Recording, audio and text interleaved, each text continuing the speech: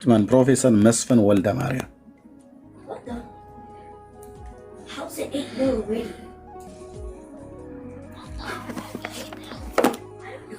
ኦኬ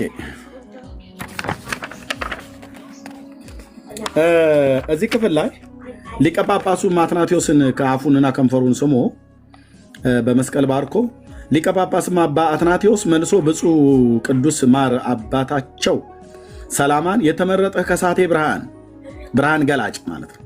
ልጄ ሆይ እነዚህ ንዋየ ቅድሳቶች በሙሉ ሰጥቼሃለሁ፣ ተቀበል። በሰማይ ነግሳ የምትኖር የእግዚአብሔር የሕጉ ታቦት የቅድስት ጽዮንን ለአንተ ሰጠው። እርሷም ከልጅነቴ ጀምራ ተስፋ አምባዬ መጠጊያ ናትና። አፉንም ስሞ እጁንም በራሱ ላይ ጭኖ ባርኮ ለአንተና ለደጋጉ ነገስታት ለአብርሃና ወአጽብሃ ቅን ፍርድን ይበዛላቸው ፍቅር ይብዛላችሁ ፍቅርና ሰላምም ሃይማኖትም ስጋው ደግሞ እንደመቀበል በአንድነት መኖር መዋደድን የምድር ልምላሜና ጠል ምንጮችንም ጥልቆችንም ውሃዎችንም አትክልትንም አዘርትንም የጽድቅንም ሰላም በኢትዮጵያ ሀገር ላይ ይብዛ ብለው ሰጡት ይላል። ጳጳሱ አትናቴዎስ ለማ ለከሳቴ ብርሃን ምን የሰጠው? የእግዚአብሔር የሕጉ ታቦት ማን? ታቦተ ጽዮን የጽዮንን ላንተ ሰጠው። ታቦተ ቅድስት ጽዮንን ላንተ ሰጠው። እንዴ በሰለሞን ዘመነ መንግስት ነው የመጣው ብላችሁን አልነበረም እንዴ? ማን ነው የምታታልሉት? ማንን ነው የምታምታቱት? እኮ ነው ብየምረ እፊት ያትቆሙን ብዬ ስል ዝም ብሎ ይመስላል እንዴ ብራዘር? ለአቡነ ሰላማ ከተሰጠ አቡነ ሰላማ ከሳቴ ብርሃን አብርሃ ወአጽብሃ በነበሩበት ዘመን ነው የነበሩት። አብርሃ ወአጽብሃ መቼ ነው የነበሩት? በአራተኛው መቶ ክፍለ ዘመን ጀምሮ ማለት ነው። በኢትዮጵያ ላይ ንጉሥ ሆነው የነበሩት ሰላማ ከሳቴ ብርሃን የተባለው ፍሬምናጦስ በእነዚህ በሁለት ወንድማማቾች የአክሱም ተወላጅ አይ ቲንክ የትግራይ ተወላጅ ናቸው። አብርሃ ወአጽብሃ በዚያን ዘመን በነገሱበት ዘመን እሱ የመጀመሪያ ጳጳስ ሆኖ ልከውት ነገስታቱ ወደ እስክንድሪያ ሄዶ ከጳጳሱ ከአትናቴዎስ ከንፈር ተስሞ በመላእክት ከንፈሩ ተሞጭሞጮ ኢየሱስም ስሞታል ብለው ማርያምም ወርዳ እኔስ መቼ ይቀርብኛል እኔም ልሳሞ ብላ ከንፈሩን ስማው ጵጵስና ተቀብሎ መጣ ብላችሁ ያላችሁን ሰውዬ ታቦትም ተሰጠው ብላችኋል። ይሄ ማለት ነው እንደምረዋለና ምን ይለናል? ይሄንን እረኛው ለጌታ ፈቶር የለቀቀብህ ላላይ ያዋርዳችኋል። በሰባተኛ ክፍል ተማሪ ያዋርዳል ማለት ነው። አራተኛ መቶ ክፍለ ዘመን ከሆነ እንያዘው። አራተኛው መቶ ክፍለ ዘመን ከሆነ እንያዘው። ስለዚህ ስንት ማለት ነው? 1600 ዓመት ማለት ነው።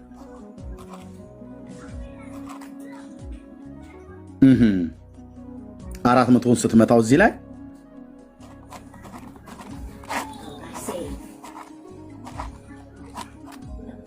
ጌታችን የተወለደበት ማለት ነው። ኦኬ 1600 ዓመት አይደል? 400ን ብንይዘው አብርሃ ወአጽብሃ በዛ በዘመን ከነበሩ ኦኬ። ይሄ ከጌታችን ከኢየሱስ ክርስቶስ ልደት በኋላ በ1600 ዓመት ማለት ነው። ኦኬ ታቦተ ጽዮን መጣችሁ እኮ ብላችሁ ያላችሁን በንጉሥ ሰለሞን ዘመነ መንግስት ነው። ተረሳ እንዴ? መጽሐፉን ላውጣው እንዴ? በንጉሥ ሰለሞን ንጉሥ ሰለሞን እስራኤል ውስጥ መቼ ነው የነገሰው? 97 ቢፎር ክራይስት ቅድመ ልደተ ክርስቶስ ማለት ነው። ቅድመ ልደተ ክርስቶስ 97 እስከ መቼ ነገሰ? እስከ 930 ለስንት ዓመት? ለ40 ዓመት ሰለሞን ነገሰ በእስራኤል ላይ። በዚያ ዘመን አይደል እንዴት ታቦቱን አምጥተናል ያላችሁን? ወዴት? ወደ ኢትዮጵያ። በምን በኩል? ክብረ ነገስት ይህን ውሸት ይናገራል። ገድለ ላሊበላ ይህን ውሸት ይተርካል። ድርሳነ ጽዮን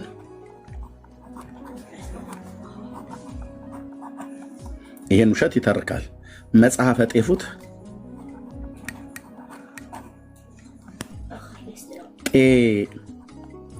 ጤፉት ይህን ውሸት ይተርካል። ገድለ ተክለ ሃይማኖት እዚህ ጋር ብየዋለሁ። ኦኬ ገድለ ተክለ ሃይማኖት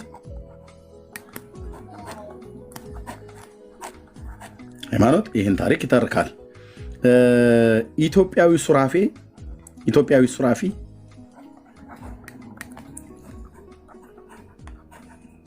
በዲያቆን ዳንኤል ክብረት የተጻፈው የታሪክ መጽሐፍ ማለት ነው። ይህን ሁሉ ታሪክ ይተርካል። መቼ መጣ ብለው በሰለሞን ዘመነ መንግስት።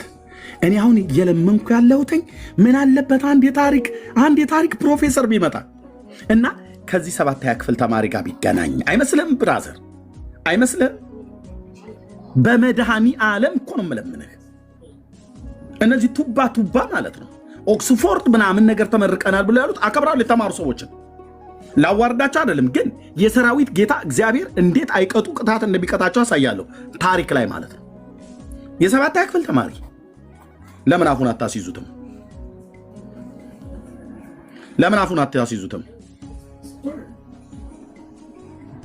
የይሁዳ ነገስታትን ታሪክ ጠይቀዋለሁ፣ የእስራኤልን ታሪክ ነገስታት ጠይቀዋለሁ። ሜዳው ላይ እንገናኝ። ጫወታው ዙሩ ይከራል ማለት ነው። ግብግቡ የሃይማኖት አይደለም። ግብግቡ ውሸትን ማፍረስና እውነትን መትከል ነው።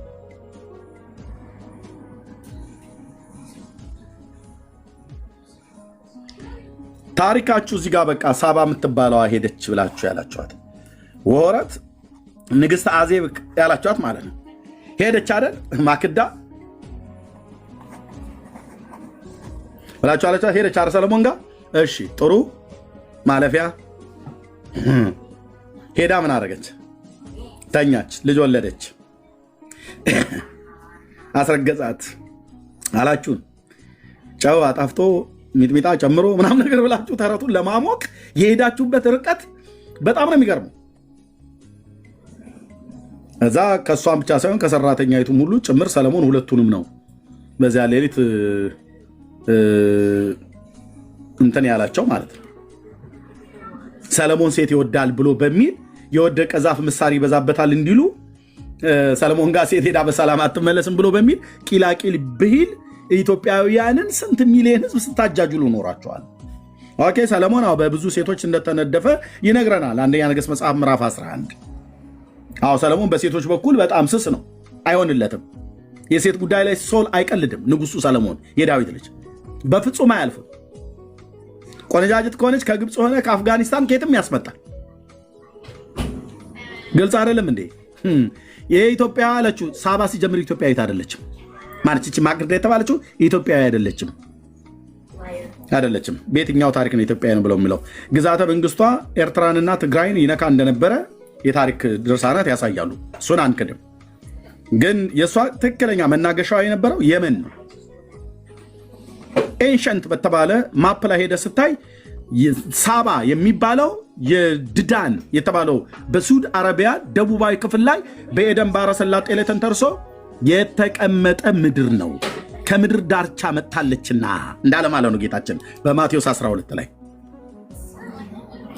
በዚህ ክፍል ተማሪ በረኛው ይቀጣል ጌታ ማለት ነው። ካገኘኋችሁ ካላገኘኋችሁ ጭጭ ነው ማለት ነው።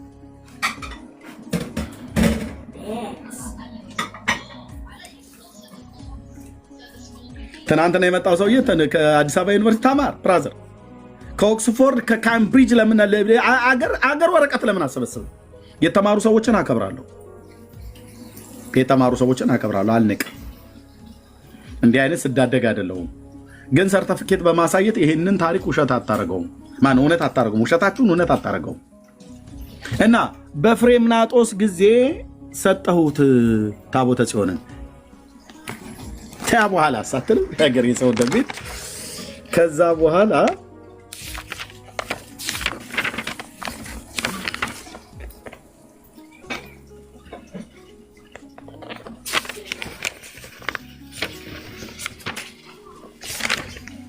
ቆይልኝማ። ከዛ በኋላ ታቦቱ አስቀድሞ በአዛጦን ቁጥር 26 ይታያል። ገጽ 72 ማለት 75 ተይማማ ገጽ 75 ቁጥር 26 አብረን የምናነበው ብራዘር። እዚህ ቤት ሸፋፍኖ ማንበብ የለም። አስቀድሞ በአዛጦን የት ነው? 5 የፍልስጤም ከተሞች በአንደኛ በኢያሱ መጽሐፍ ምዕራፍ 13 ላይ ከተጠቀሱት የፍልስጤም ከተሞች 5ቱ መኳንንት የተባሉቱ እነ አዛጦን፣ አቃሮን፣ ጌት፣ አሽኬሎና እና ጋዛ ከተጠቀሱት ውስጥ አንዷ ናት። ችኛዋ በአዛጦን በአንደኛ ሳሙኤል መጽሐፍ ምዕራፍ 4 እና ምዕራፍ 5 ላይ እስራኤል በአቤኔዘር ፍልስጤማውያን በአፌቅ ሰፍረው ነበር የተባለበት ጦርነት የተደረገበት የእግዚአብሔር የቃል ኪዳኑ ታቦት ተማርኮ ወደዚህ ከተማ ነው ሄደው። ኦኬ። አስቀድሞም በአዛጦን ሰዎች በዳጎን እና በአጵሎን በአድራሚስ በአስራቢስ ላይ ኃይልን ያደረገች ይላል። እኔ ይህንን ሁሉ አላውቅም። እነዚህ ጣዖታት ምናልባት በዚያ ዘመን ዳጎንን እናውቀዋለን መጽሐፍ ቅዱሳችን ስለሚነግረን። እነዚህ እና አጵሎን የሚባሉ ግን አላውቅም። አጵሎን የሚባለው አይ ቲንክ በግሪክ ውስጥ ይመለክ የነበረ አማልክት እንደነበረ አውቃለሁ። በአድራሚስ እና በአስራቢስ የሚባሉትን አላውቃቸውም። የአሶራውያን እንደ ፋናራክ፣ ሙስኩ፣ ማርዱክ የሚባሉ ጣዖታት፣ ሺን የሚባል ኢሽታር የምትባል ጣዖት እንደነበራት፣ ባቢሎናውያን እንደዚህ ቤል፣ ናባው እንደዚሁ ሜሮዳክ የሚባሉ ጣዖታት እንደነበሯቸው፣ የጥንት ሮማውያን፣ የጥንት ፐርዥያን ኢራን ማለት ነው፣ የጥንት መካከለኛው ምስራቅ ላይ ያሉት ለምሳሌ እንደነ ሞአብ እና አሞናውያን እነ ካሞሽ እነ ሜልኮል እነ ቤልፌጎር የሚባሉ እንደነኛ አይነት ጣዖታት አሉ። ይሄኛውን ግን አናቅም። እኔ አላውቀውም። አላወቅኩት ማለት ግን የጣዖት ስም አይደለም ብዬ አልልም። ከየት እንዳመጡት አላውቅም። ዳጎን ግን ይናገራል። አንደኛ ሳሙኤል መጽሐፍ ምዕራፍ 5 ላይ ማለት ነው። ኦኬ። ኃይልን አደረገች እናታችን ጽዮን አለ። ከዛስ ናት ዛሬም እናታችን ጽዮን እናታችን አትባልም። ጽዮን ማለት ኢያቡሳውያን ከተማ ናት። አምባይቱ ጽዮን አሁን መቅደሱ ያለበት ኦልድ ሲቲው ማለት ነው። አታምታታም ስልህ ብራዘር፣ እኔም አላምታታም። አሁን ገጥመናል፣ አደባባይ ላይ ወጥተናል ብራዘር። በጴንጤ ላይ ስታላግጡ ነበር አይደል? መጥተህ ትገጥማለህ። አሁን እናታችን ጽዮን የተባለው መዝሙረኛው ዳዊት ነው ያለው። ምክንያቱም በውስጧ ሰው ተወልዷልና ይላል። ታቦቷ ግን እናታችን ተብላ በሴት አንቀጽ ተጠርታ አታውቅም። ታቦቷም ሴትም አይደለችም። የእግዚአብሔር የቃል ኪዳኑ ታቦት ነው የሚባለው። እናታችን ጽዮን አላለም ናት። ዛሬም በእነርሱ ፊት ኃይልን ታላቅ ኃይልን ድንቅን ታምራትን አደረገች። እናታችን ቅድስት ጽዮን አሏት። ያነሷትም ሳያነሷት እናታ ቅድስት ጽዮን ሳያነሷት ከክብር መንበሯ ጋር ከደብተራ ብርሃን፣ ደብተራ የሚለው ድንኳን ነው አይደል? መርጌታ ከደብተራ ብርሃን ከብርሃኑ ድንኳን ማለት ነው ተነስታ ሄደች። ወጥታም ሳይሸከሟት አስቀድማ እሷን በራሷ ተሸክማ በክብርና በምስጋና አብርሃ አጽብሃ ወደ አሰሩላት ቤተ መቅደስ ገብታ ተገኘች። የት? ይሄ አክሱም ጽዮን የሚባለው አብርሃ አጽብሃ የገነቡት ነው ተብሎ የሚባለው መቼ ነው ይሄ የሆነው? በአብርሃ አጽብሃ ዘመን። አብርሃ አጽብሃ መቼ ነው የነበሩት? በ4ኛው መቶ ክፍለ ዘመን ጀምሮ። ይሄ ማለት መቼ ነው? 1600 ዓመት። ሰለሞን የነበረው መቼ ነው? የዛሬ 3000 ዓመት። ምትዋ እዚህ ላይ 1400 ዓመት ትመጣለህ ማለት ነው። ይሄኛውን 400 እናጠፋዋለን። ይሄኛውን 400 ስታጠፋው 3000 ዓመት ማለት ነው። ይሄ ማለት አብርሃ አጽብሃ ከነበሩበት ዘመን ከ400 ክፍለ ዘመን በፊት ከ1400 ዓመት በፊት ነው ሰለሞን የነበረው። እና ታቦቱ በሰለሞን ዘመነ መንግስት ወደ ኢትዮጵያ መጥቷል ብላችሁን የነገራችሁን እነዚህ መጽሐፍቶች ላይ ክብረ ነገስት ላይ ሁሉም መጽሐፍ አለኝ እጄ ላይ ክብረ ነገስት፣ ገድለ ላሊበላ፣ ድርሳነ ጽዮን፣ መጽሐፈ ጤፉት፣ ገድለ ተክለ ሃይማኖት፣ የኢትዮጵያዊ ሱራፌ ዲያቆን ዳንኤል ክብረት በጻፈው መጽሐፍትና በሌሎች ተጓዳኝ መጽሐፍቶች ላይ አይኔ እስኪፈዝ ድረስ ያስነበባችሁኝ በሰለሞን ዘመነ መንግስት ታቦቱ መጥቷል ብላችሁ ነው። አሁን ደግሞ በፍሬምናጦስ ዘመን የመጣው ብላችሁ ትላላችሁ። ከየት? ከግብፅ። አለቃ ደስታ ተክለወልድ ምን አሉ? መዝገበ ቃላታቸው ላይ የመጀመሪያዎቹ ታቦት ከግብፅ የመጡ ናቸው ይላል። አቤቱ ጌታዬ፣ አቤቱ ጌታዬ።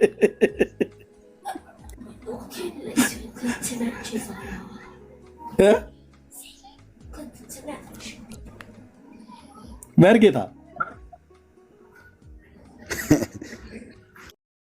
ምንድነው የሚባለው?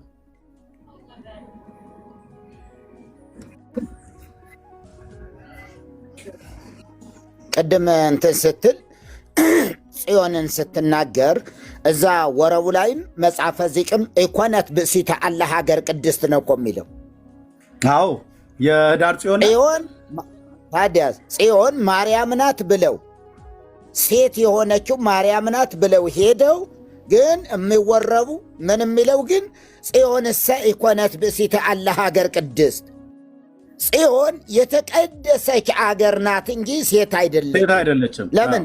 መጽሐፈ ዕዝራ ሱትኤልም መጽሐፈ ዕዝራ ሱትኤል ምዕራፍ 9 ከቁጥር 22 ጀምሮ እንደዛ ነው።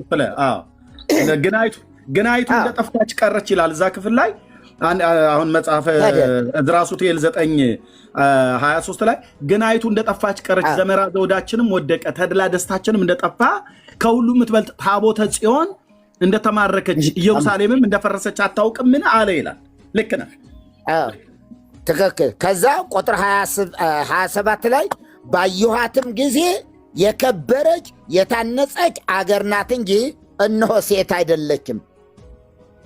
ስታለቅስ ያየሃት። ከዛ ቁጥር 40 ላይ ነገሩ ይህ ነው፣ ቀድሞ ስታለቅስ ያየሃት ታረጋጋትም ዘንድ እየጀመርክ ይህች ሴት አሁን ግን የታነጸች አገር ትሆንብሃለች እንጂ አንተ እንዳየሃት ሴት ያልሆነች የልጇን መከራ ነግርሃለች እና ልታረጋጋት ጀመርክ። ይህች ያየሃት ሴት ዛሬ የታነጸች አገር ኢየሩሳሌም ናት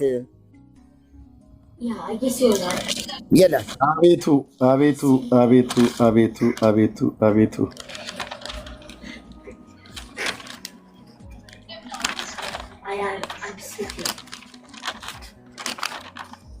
ልክ እኮ ነው መርጌታ።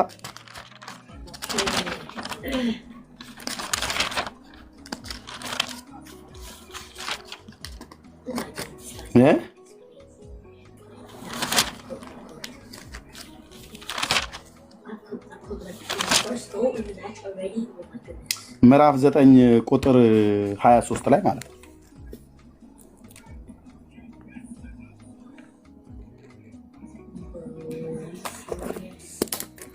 ልክ እኮ ነው መርጌታ።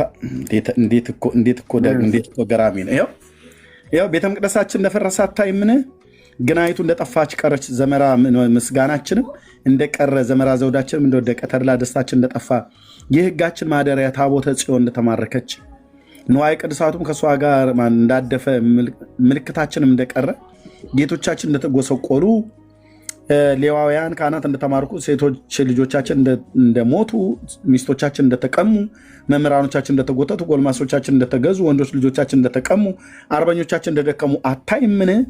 ከዚህ ሁሉ የምትበልጥ ታቦተ ጽዮን እንደጠፋች ቀረች፣ ከእርሷም ጋር ንዋየ ቅድሳቱ ተማርኮ በጠላቶቻችን በባቢሎን ሰዎች እጅ ወደቅን ብሎ ካለ በኋላ ቅድም ያልከው ቁጥር 40 ላይ እዚች ጋር ያለችዋቸው እዛ ላይም እርስ በርስ ኤርምዬ ከፍ ብለህ እዛ ከላይ ምን ብለኸዋል? ቁጥር 22 ላይ ነው እንደተማረከች ታቦተ ጽዮን ምን አለች? ተማርካለች፣ እንደተማረከች ተማርካለች። ከታች ዝቅ ብለህ ደግሞ እንደጠፋች ቀረች። እንደተማረከችም እንደጠፋች ቀረች። እንደጠፋች እንትና ደግሞ ምንድነው? ተረፈ ኤርምያስ ደግሞ መሬት ላይ ተቀበረች። ምንም እንትን የለውም፣ መንፈስ የሌለው መጽሐፍ። የኤርትራ ኦርቶዶክስ ተዋሕዶ ቤተክርስቲያን በመቃብያ ላይ ምን እንደሚል ታውቃለህ? የኤርትራ ኦርቶዶክስ ቤተክርስቲያን ይኸው ማህበረ መጽሐፍ ቅዱስ ኤርትራ በዚህ ክፍል ላይ ሁለተኛ መቃብያ ላይ ምን እንደሚል ታውቃለህ? መርጌታ ባለፈው አንብበነዋል። አቤቱ አቤቱ አቤቱ መቃብያን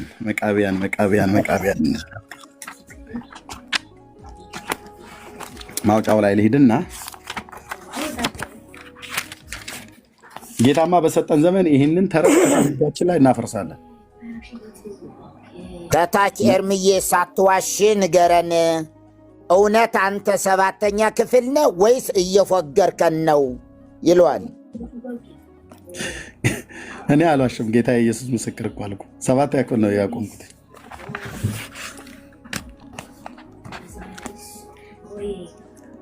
እኔን ስታይ የሚጠቅም ነገር ካገኘ ጸጋ ማለት ነው፣ የጌታን ጸጋ። የአባቶች አምላክ ምስክር ነው፣ አልዋሻችሁ። ኦኬ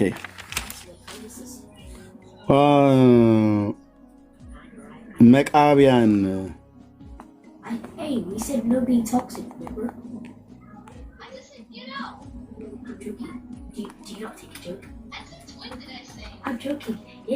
ቆይ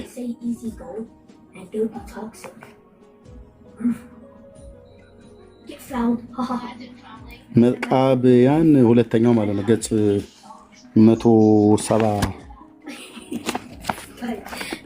172 ማለት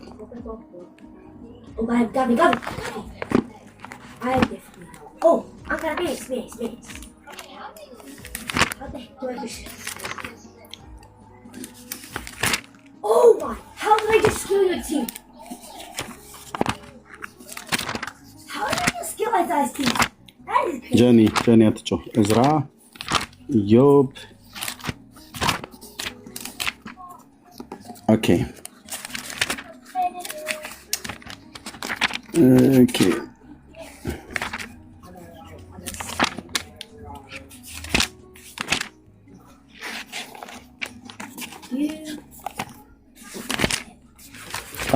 አንዴ ጠብቁኝ። ኦኬ እዚህ ጋር ዲትሮካኖኒካል መጽሐፈ ጦቢት ሲራክ ጥበብ መጽሐፈ ጦቢት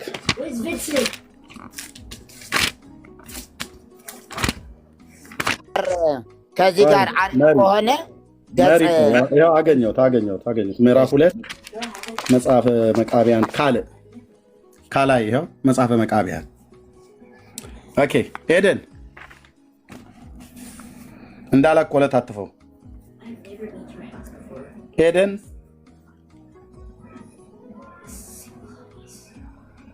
የለችም ማለት ነው።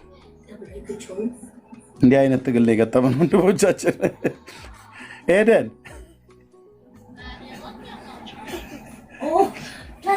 መሪ ትግርኛ ታነባላል?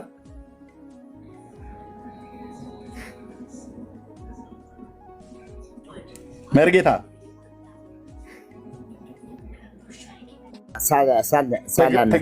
ትግርኛ ታነባላል? እሞክረዋለሁ። ኤርሚያስ ቁጥር ስንት ላይ?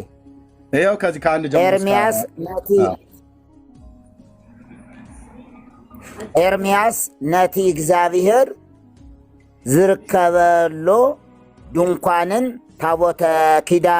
ታቦት ኪዳንን መሰዊኢ ዕጣንን ከምዝሃብኦ ከምቲ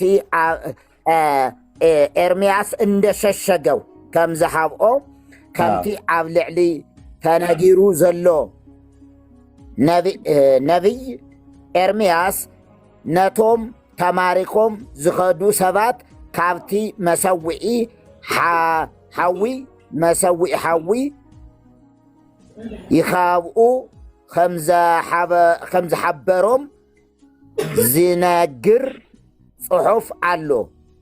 ከምኡውን እቲ ነቢይ ሕጊ ኣምላክ ምስ ሃቦም ትእዛዝ እግዚአብሔር ከይርስዑ የእግዚአብሔር ትእዛዝ እንዳይረሱ ኣብቲ ብስደት ዝኸድዎ ስደት አገር በሄዱት አገር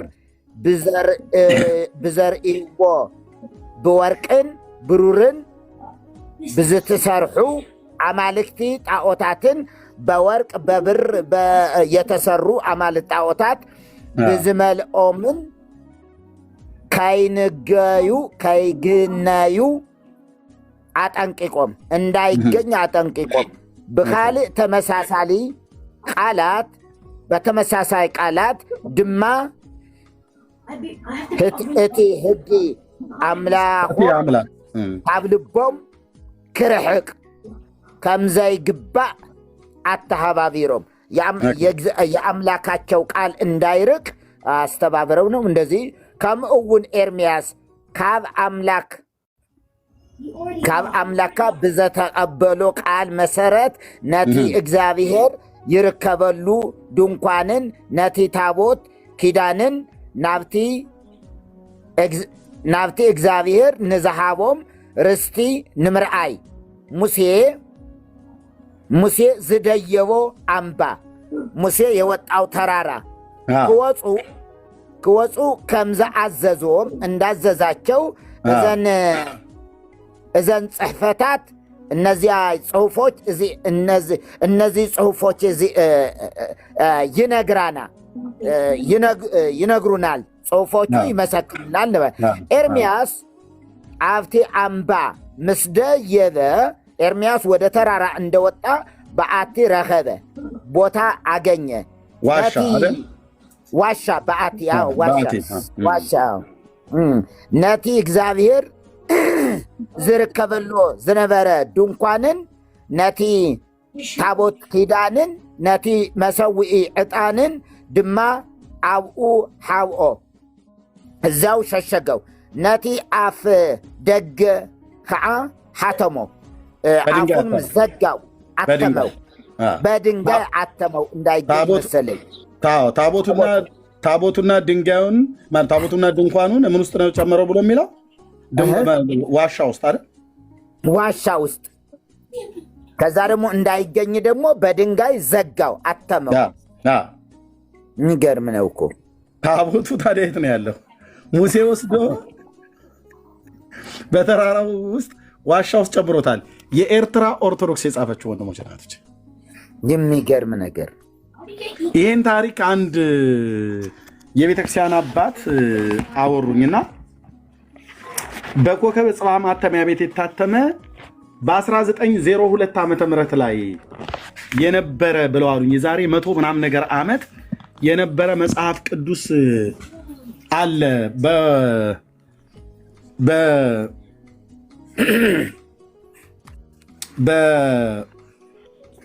በመቃቢያን ካላይ ላይ ማለት ነው። አሁን ሁለተኛው መቃቢያን ላይ የግዕዙ ላይ ያለ አስፈልግ ኤርምያስ አሉ። ፌስቡክ ላይ በነበርኩበት ሰዓት ላይ ማለት ነው። እና ኤርትራ ደውዬ ወገኖችን ለመጠየቅ እዛ ስልክ መገናኘት አልችልም። በዓለም ዙሪያ ግን ያሉ ቅዱሳን ወገኖች አሉ። እነሱን ደውዬ ጠየኳቸው። አይ ቲንክ አውሮፓ ስማቸውን መጥራትም ፈቃደኛ አልጠይኩም ፈቃዳቸውን። እህቶች ሲሄዱ ሁሉ ቼክ አረጉልኝ። ጌታ ይባርካችሁ ኤርትራውያን እህቶችና ወንድሞቼ። እና ቼክ አደረጉ፣ ጠየቁ፣ ሊገኝ አልቻለም። ከዛ በዚህ እኮ አሁን በአዲሱ በተተረጎመው 80 አሐዱ ላይ ያ ብለህ የምትለው ቃል አለ ብሎ አንድ ሰው ከጀርመን ደውሎ ነገረኝ። በዚህ ላይ ማለት ነው ማህበረ መጽሐፍ ቅዱስ ኤርትራ እና ኤርሚ ይሄ እኮ ግዕዙ ላይ ሙሴ ወስዶ በዋሻ ውስጥ ጨመረው ብሎ የሚለው ግዕዙ ላይ ብቻ ሳይሆን በሁለተኛ መቃቢያን አንተው እንዳልከው ስትናገር እንደሰማኑ አለ ተጽፎ አለኝ። እውነትህ ነው ስለው አዎ አለኝ። ይህን መጽሐፍ የታገኘዋለሁ ብዬ ስለው ኧረ እኔ ለአገልግሎት አንተ ስለሚያስፈልግህ እኔ ልክልሃለሁ ብሎ እግዚአብሔር አምላክ ይባርከው። ስሙን እንኳን አሁንም አላስታውሰው አንድ ኤርትራዊ ወንድም ከጀርመን ድረስ አሽጎ በፖስታ አድርጎ ላከልኝ ይህን መጽሐፍ ቅዱስ ማለት ነው። የኤርትራ ኦርቶዶክስ 80 አሐዱ የታተመው ማለት ነው። ስለዚህ በኤርትራ ኦርቶዶክስ ሙሴ ዋሻ ውስጥ ሄዶ ደበቀው ብሎ ይላል። በ80 አሐዱ በኦርቶዶክስ በኢትዮጵያ ኦርቶዶክስ ለምድር ሰጧት አፏን ከፍታ ዋጠችው ይላል።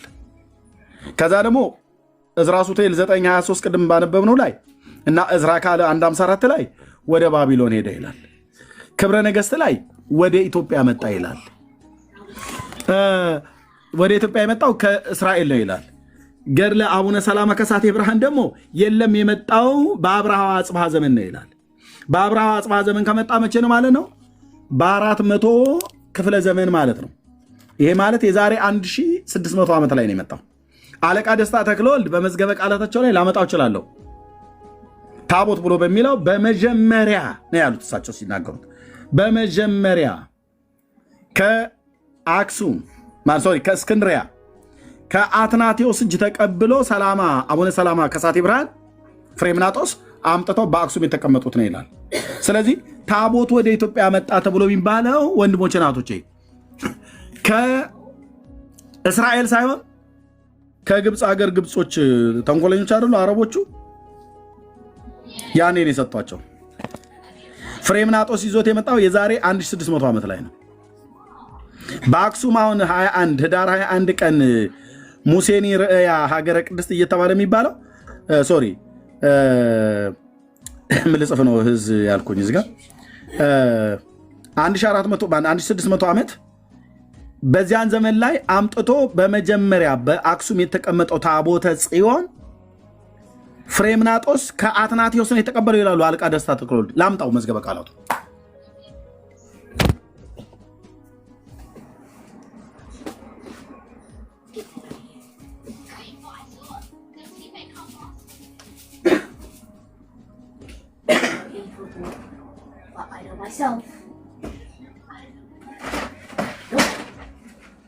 ኦኬ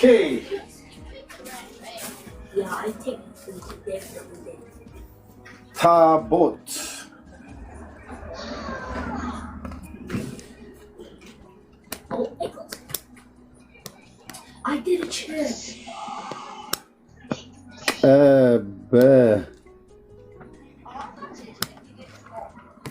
I want to do chip shots now. How did I miss that touch? ቱቲ አበገደ ላይ ስለሆነ የጻፉት አለቃ ደስታ ተክለወልድ መዝገበ ቃላታቸው ላይ ይቅርታ ያው ደስታ ተክለወልድ በዚህ ክፍል ላይ ገጽ 1250 ላይ ታቦት ብሎ በሚለው ክፍላቸው ላይ ቁመቱ 1 ክንድ ተስንዝር ጎኑ 1 ክንድ ውፍረቱ 3 ጣት የሆነ የቤተ ክርስቲያን ጽላት ታቦት በመባል ከሳጥኑ ወስዷል ይላል። ለበበሉ ከዘጸአት መጽሐፍ ምዕራፍ 25 ቁጥር 10 ጋር ካለው ጋር በፍጹም አይገናኝም። የዘጸአት መጽሐፍ ምዕራፍ 25 ቁጥር 10 ወርዱ ስፋቱና ርዝመቱ 1 ክንድ ተኩል 2 ክንድ ተኩልና ወርዱ 1 ክንድ ተኩል ነው ብሎ የሚለው ዘጸአት መጽሐፍ ምዕራፍ 25 ቁጥር 10 ይነበባል። በጣም ነው የሚነበበው። ስለ ብራዘርዬ በጣም ነው ይነበባል። ተረትን ስናፈርስ ርህራሄ የለኝም አልኩ። ከግራር እንጨት ታቦቱን ይስሩት። እርዝመቱስ 2 ክንድ ተኩል፣ ወርዱስ 1 ክንድ ተኩል፣ ቁመቱስ 1 ክንድ ተኩል ይሆን። የኦርቶዶክሱስ ፍሬምናጦስ ከአትናቴዎስ ተቀብሎ ይዞት የመጣው ቁመቱ 1 ክንድ ተስንዝር 1 ክንድ ውፍረቱም 3 ጣት የሆነ የቤተ ክርስቲያን ጽላት ታቦት በመባል ከሳጡን ወስዷል ይላል። ኦኬ ስመ አምላክም አልፋ ወኦ የመልአክ የነቢይ የቅድስት ማርያም የሐዋርያት የጻድቃን የሰማዕታት ስም ታቦተ እገሌ እየተባለ በላዩ ይጻፍበታል።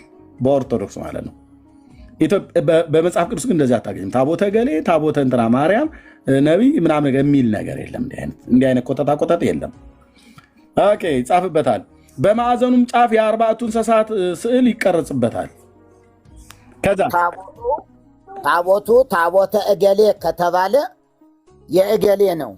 ታቦተ ሚካኤል ከተባለ የሚካኤል እንጂ የእግዚአብሔር አይደለም። ይሄን ቢሆን እግዚአብሔር ካለ በኋላ መርጌታ ታውቀዋለህ አንተ። እዚህ ያላችሁ ግን 634 ሰዎች ከበስተኋላ ቢሃይንድ ባይ የምትሰሙ ብዙ ሺህ ከግብፅ ደስታ ተክለወልድ ከግብፅ መጥተው በአክሱም የነበሩት መጀመሪያዎቹ ታቦቶችም ታቦተ ማርያምና ታቦተ ሚካኤል ናቸው ካለ በኋላ በዚህ ክፍል ላይ እዚህ ጋር ምን ይላል? ሌላኛው ታቦተ ጽዮን በዳዊት አምባ በነበሩት ታቦት በነቢሬድ ይስሐቅ ግን አክሱም መታለች ይላል። ንቡረ እድ ማለት ነው።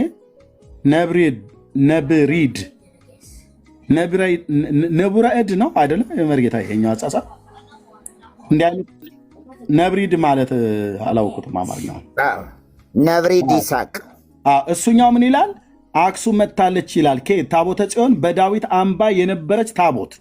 ከዛስ ነብሪድ ይስሐቅ ግን አክሱም መጥታለች ይላል። አንድ ሰውዬ ነው አክሱም መጥታለች ብሎ ያለው ነብሪድ ይስሐቅ የሚባል ሰው ነው።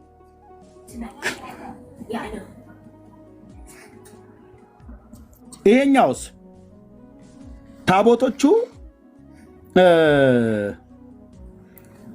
ከግብፅ መጥቶ በመጀመሪያ በአክሱም የተቀመጡት ናቸው። ከግብፅ ነው የመጣው። ከግብፅ መጥተው በአክሱም የነበሩት መጀመሪያዎቹ ታቦቶች መጀመሪያዎቹ ማለት በአክሱም መጀመሪያ የተቀመጡት እነሱ ናቸው። ይህንንም ደግሞ ሲመሰክር የገድለ ሰላማ ከሳቴ ብርሃን ይህንን ከማን የተቀበለው? ከአትናቴዎስ ነው። የታለ ይኸው ሊቀ ጳጳስም አትናቴዎስ ገጽ 30 ቁጥር 18 ላይ ሊቀ ጳጳስም አትናቴዎስም መልሶ ብፁዕና ቅዱስ ማር አባታቸው ሰላማን የተመረጠ ከሳቴ ብርሃን ልጄ ሆይ እነዚህ ንዋየ ቅድሳት በሙሉ ሰጥቼሃለሁ፣ ተቀበል። በሰማይ ነግሳ የምትኖር የእግዚአብሔር የሕጉ ታቦት ቅድስት ጽዮንን ለአንተ ሰጠሁ።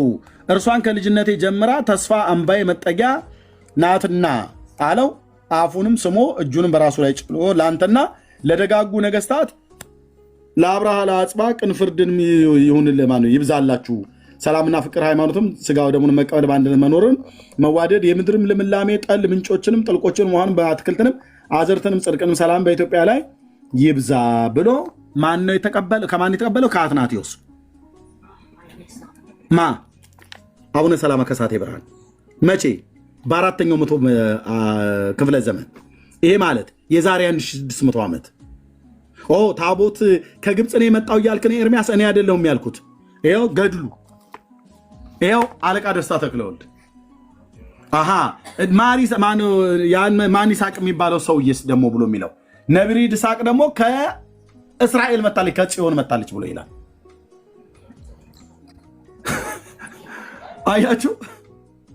አያችሁ ህዝብ ላይ እንዴት እንደሚጫወቱ፣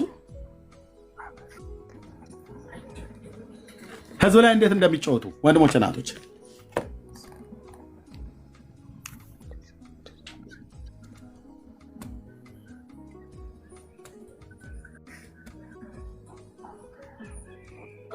እንዲህ አይነት ትግል ነው የገጠመን።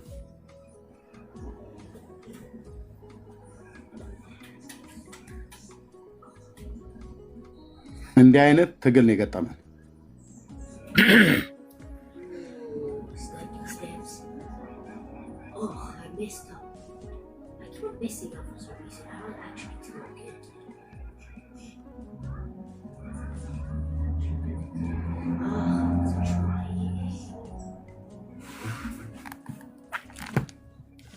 እዚህ ክፍል ላይ እንደዚህ ይናገራል ማለት ነው። እዛ አምጥቶ እየታስቀመጠ በአክሱም አብርሃ አጽባ ባሉበት ከዛ አብርሃና አጽባ ወደ አሰሩላት ቤተ መቅደስ ገብታ ተገኘች። ገጽ 75 ማለት ነው። አብርሃ አጽባ ታቦቱን አስገብተው ቅዳሴ ሲቀደስ መርጌታ ማት መጥቶ እንደቀደሰ ታውቃለህ? ለነገስታቱ ለአብርሃና አጽባ የመጀመሪያውን ቅዳሴ አሐዱ አብ ቅዱስ ብሎ ቀድሶ ገባሬ ሰናይ ቄስ የነበረው ማን እንደሆነ ታውቃለህ? ቆሞስ ማን እንደሆነ ያውቃሉ? እኛ አላውቀውም። ኢየሱስ መሰለኝ እንደዛ ብለው ነው። ጌታችን ኢየሱስ ክርስቶስ ነው መጥቶ ያቆረባቸው።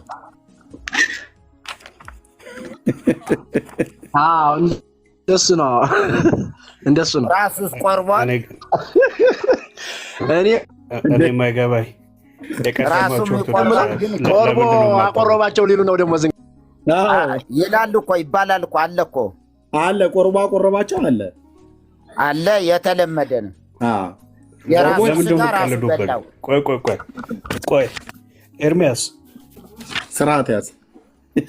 ኧረ ስርዓት ያዙ እናንተ እንዳለ አስቀድሞ እዛ ኦርቶዶክስ ቤት የመጣችሁ ሁሉ ስርዓት ያዙ።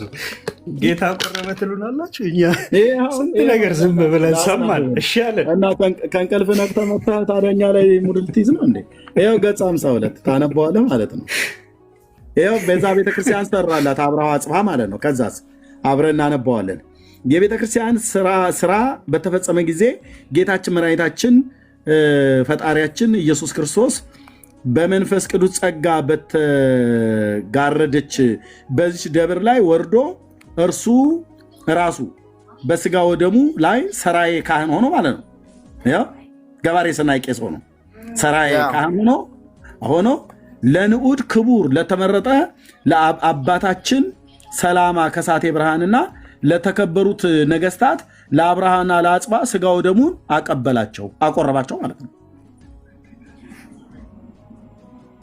ዲያቆኑን ብቻ ነው ያልተናገሩት። ሆነ ግን እንዴት ነው ይሄ ነገር ኤርሚዬ? ወይዳ እኛ እኮ ቸገረን ብራዘር። እንዴት ቢኒ አማናዊ እኮ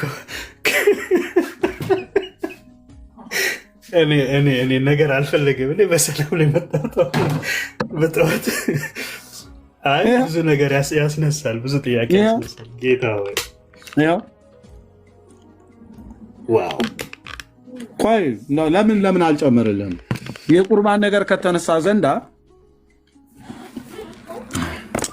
ታምረ ማርያም ቁርባን ነው የፈለጋችሁት?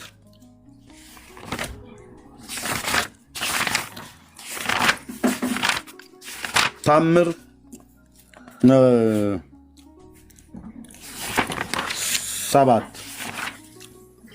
ሰባተኛው ታምር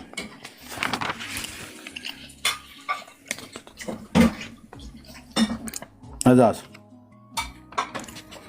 ታምር 7 ስለ እመቤታችን ነው ብሎ ስለ ማርያም ስጋ እርገት ስጋዋ አረገ ተብሎ በተባለበት ቀን የተደረገ ነው።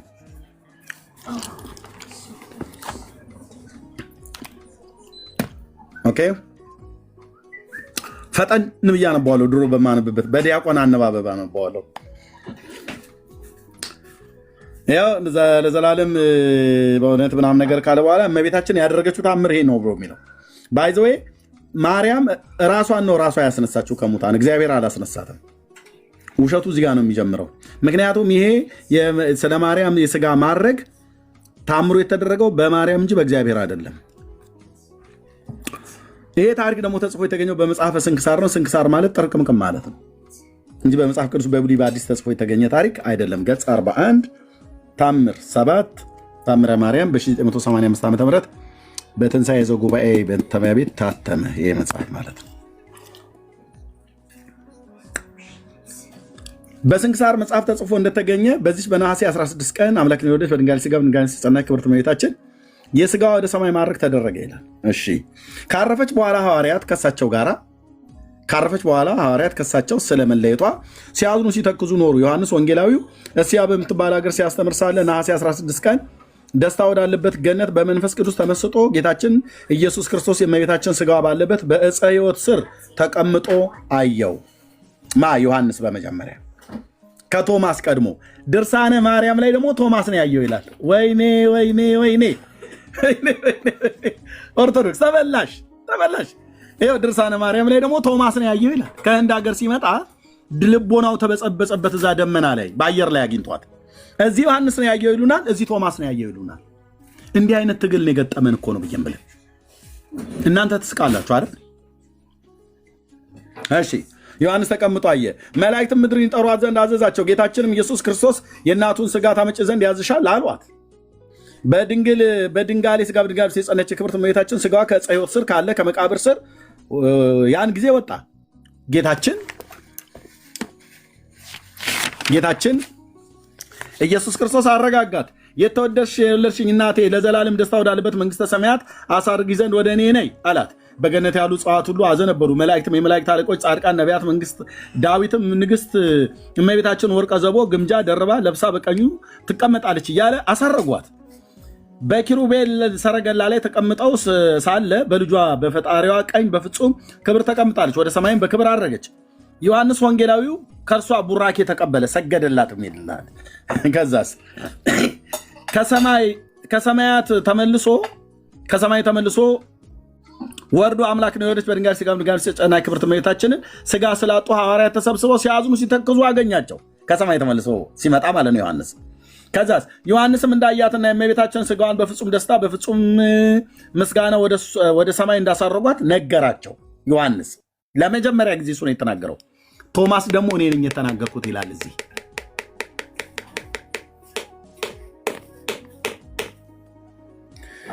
ኦኬ ሐዋርያትም ዮሐንስ እንዳየ ስላላዩ ስላልሰሙ ይህን በሰሙ ጊዜ ፈጽመው አዘኑ፣ ተከዙ።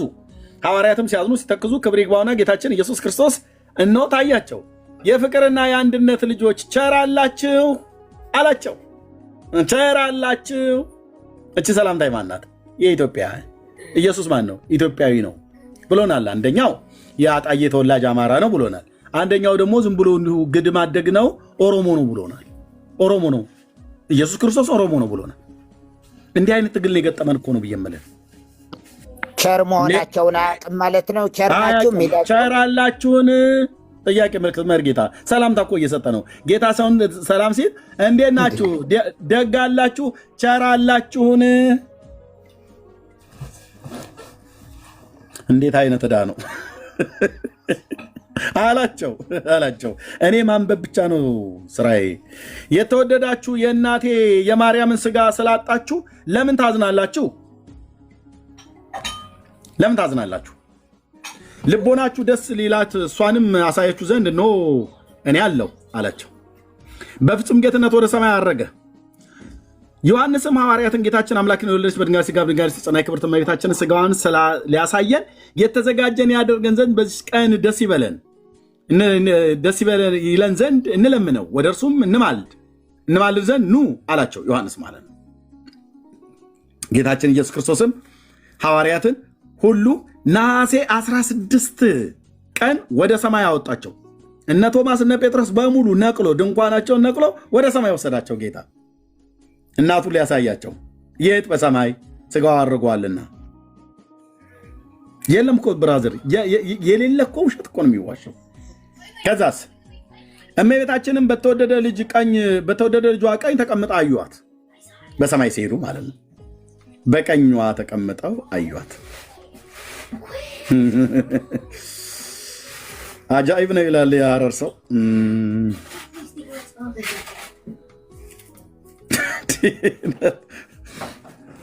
ጌታችን ኢየሱስ ክርስቶስ ሐዋርያት በነሐሴ 16 ቀን ወደ ሰማይ አወጣቸው። እመቤታችንን በተወደደ ልጇ ቀኝ ተቀምጠው አዩዋት። ጌታችን ኢየሱስ ክርስቶስን እዚህ ጋር ስሙት። ወንድምነት አይ ቲንክ ቢዚ ነው መሰለኝ። እዚህ ጋር እዩት። ቅዳሴ ነው አይደል? ቢኒ አንተውን ራሱ ቆስቁሰህ እዚህ ውስጥ እንድገባ ያደረከኝ አሁን እጨምርልሃለሁ። የዛኛው ቅዳሴ ብቻ ይገርምሃል፣ ሌላ ቅዳሴ ታያለህ ማለት ነው። ጌታችን ኢየሱስ ክርስቶስን በክቡር ስጋዋ ላይ ገባሬ ሰናይ ቄስ ሆኖ አዩት።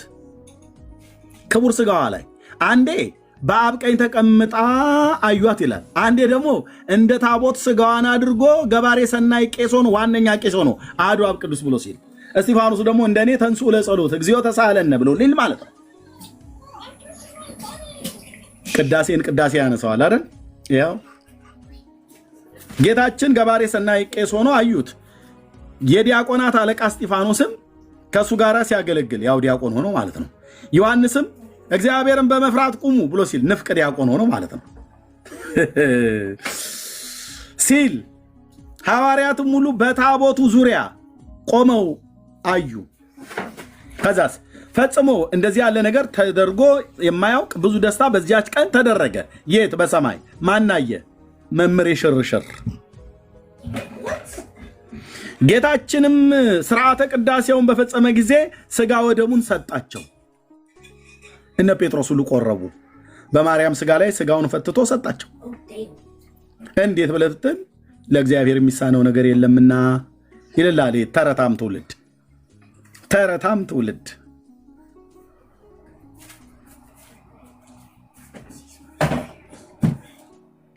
አቆረባቸው። አቤቱ ጌታ። ቅዳሴ እግዚእ ነው፣ ቅዳሴ ሐዋርያት ነው፣ ቅዳሴ ማርያም ነው፣ ቅዳሴ ኤጲፋኖስ። የትኛው ቅዳሴ ነው የቀደሰ የሆነ? የሚገርም እኮ ነው። እኔ ስጠረጥር የማርያም ስለሆነ ያው እንግዲህ ጎሳ ልቤ ነው የሚለው ልቦና የመልካም ነገርን አፈለቀ ሊል ነው። አዛ ኢየሱስ እንግዲህ ጎሳ ልበ የሌለ ማለት ነው ለማርያም።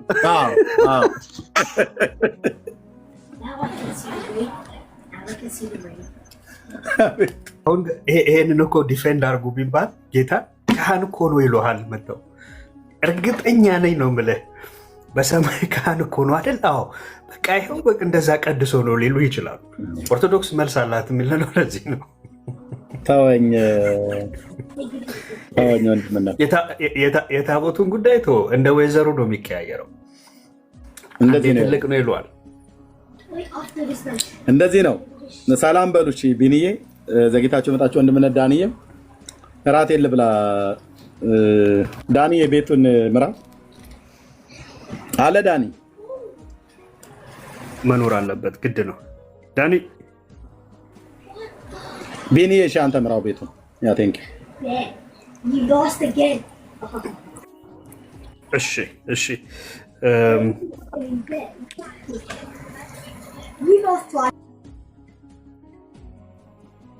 ኦኬ በታቦቱ ጉዳይ እኔ ዝም ብዬ አሁን አጭር እንግዲህ ስሞት ስሰማችሁ ነበር፣ ግን ቦታው ይቀያየራል፣ ሳይዙ ይቀያየራል። የታቦቱ ኦነር ማለት ታቦቱን ኦን የሚያደርገው የዛ ሰው ስሙ ይቀያየራል። በቃ የማይቀያየር ነገር የለም። ጌታ ሆይ ሰላም አይደላችሁም ግን እናንተ ሰዎች በእውነት ጤናማ አእምሮ ያለው ሰው እንደዚህ አስቦ ይጽፋል፣ ይሄንንም እውነት ብሎ ይቀበላል ብሎ ለማመን ይከብዳል። ኦኬ ለማንኛውም በማርያምና በአትናቴዎስ ከንፈሩን ተስሞ ጳጳስ የሆኑ አቡነ ሰላማ ኤርሜኔ ትንሽ ዞር ብዬ ነው የመጣሁትና ለምንድን ነው ሰርፕራይዝ በሰርፕራይዝ የምታደርጉበት? ምድር ጨሷል አልኩህ። አሁን አንተ በሀገር ሰላም ተኝተሃል።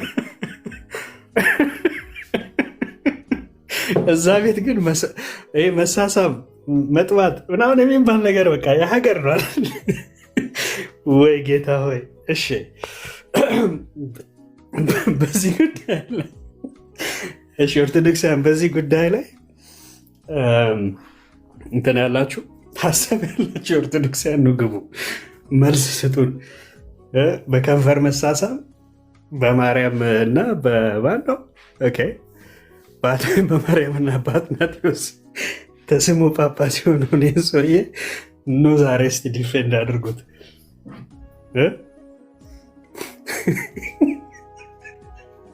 ጌታ ኢየሱስ ኧረ ዘንድሮ እውነት ነው። የት ነው የሄድነው? ጌታ እሺ ኦርቶዶክሳውያን ካላችሁ ንግቡ። ታሪኮቻችሁ እንደው ጥምቀት ቢነሳ አይገጣጠም፣ ታቦት ቢነሳ አይገጣጠም። ምን እናድርገው እስቲ? ቆይ እናንተ አስማሙልን። እኛ ቢነበብ አልስማማሉ። እናንተ እስቲ ኑና አስማሟቸው። ደግሞ የመሳሳምና የመጥባት ጉዳይ በዛ ቤት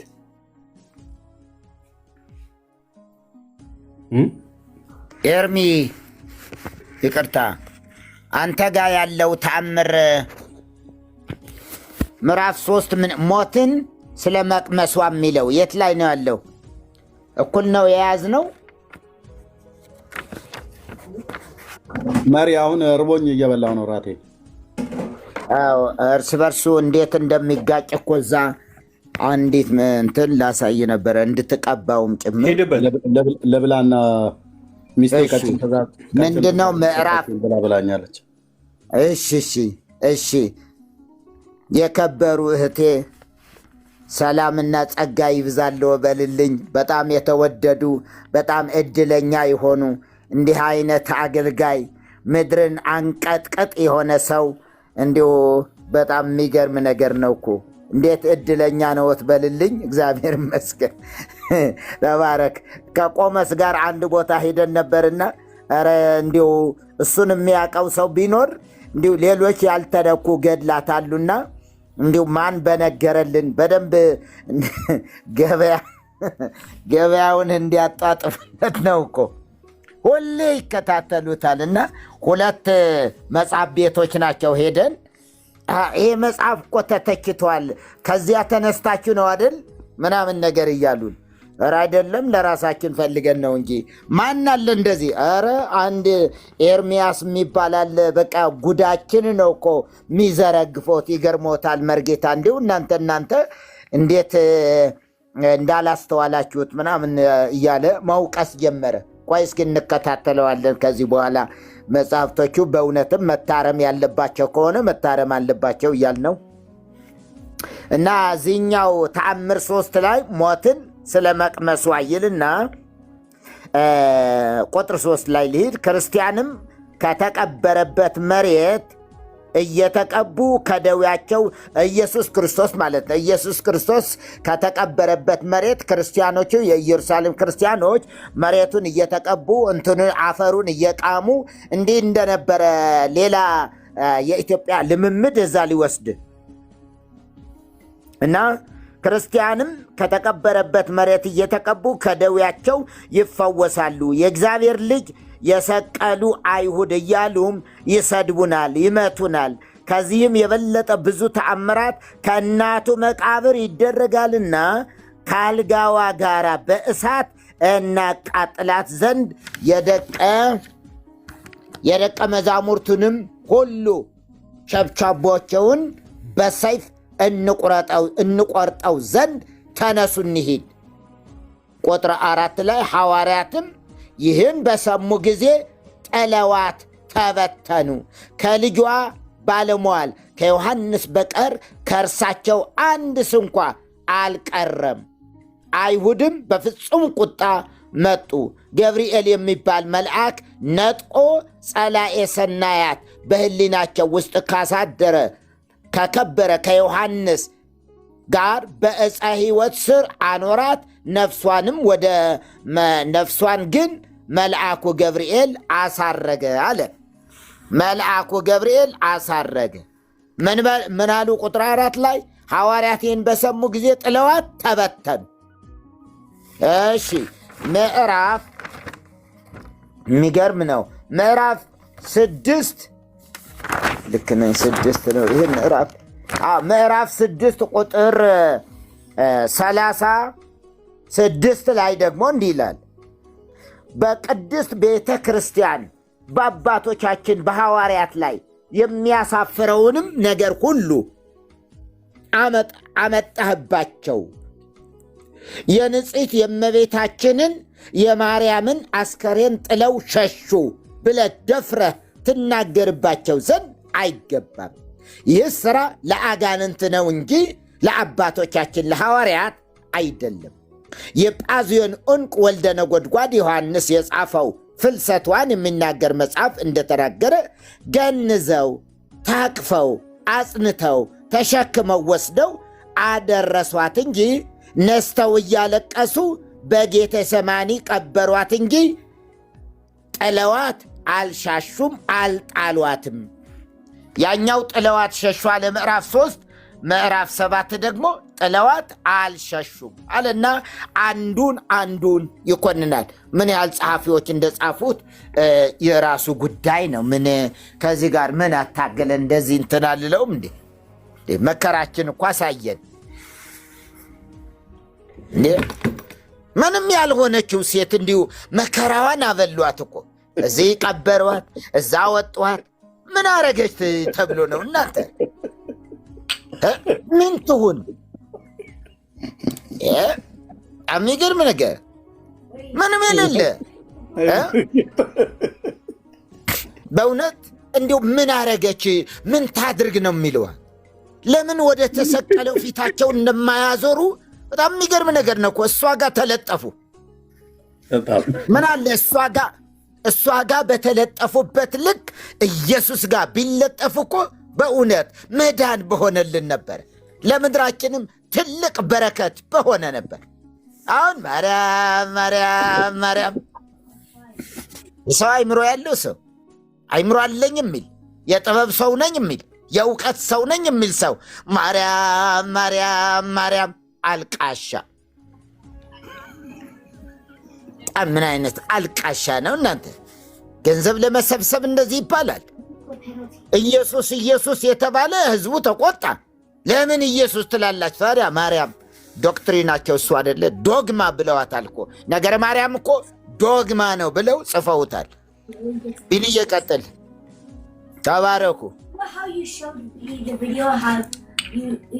ምኑን ይቀጥለዋል? ምኑን ቀጠልኩት? መሪ ከዚህ ምን መጥቷል?